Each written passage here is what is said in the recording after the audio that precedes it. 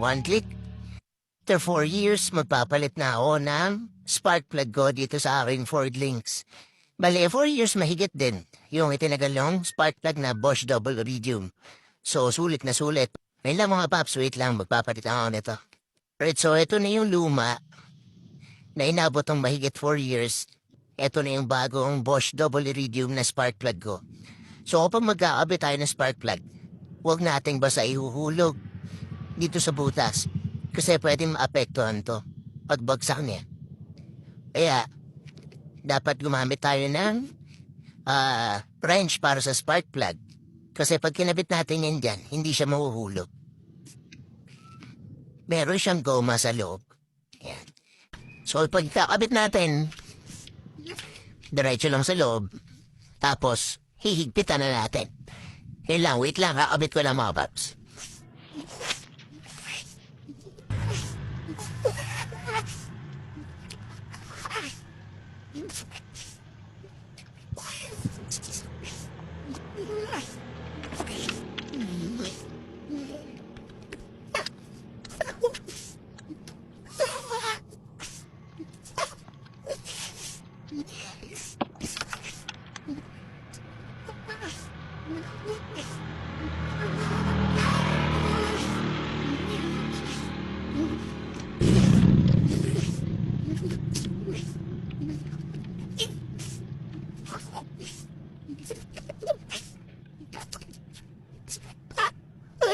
So, after natin may balik ng spark plugs, balik naman natin yung mga ignition coils.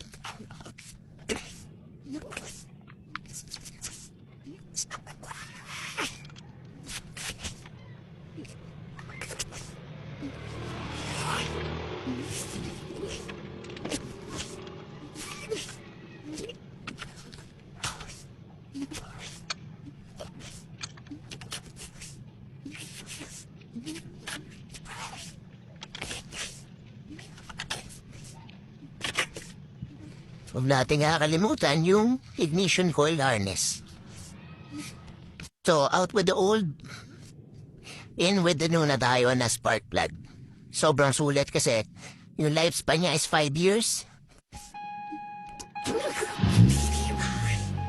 One click.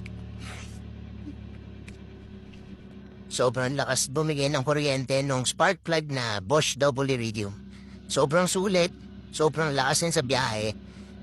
Pero syempre, kailangan yung ignition coils and high tension wires natin maayos para pakita natin at paramdaman natin yung performance ng spark plug. Yun lang mga paps.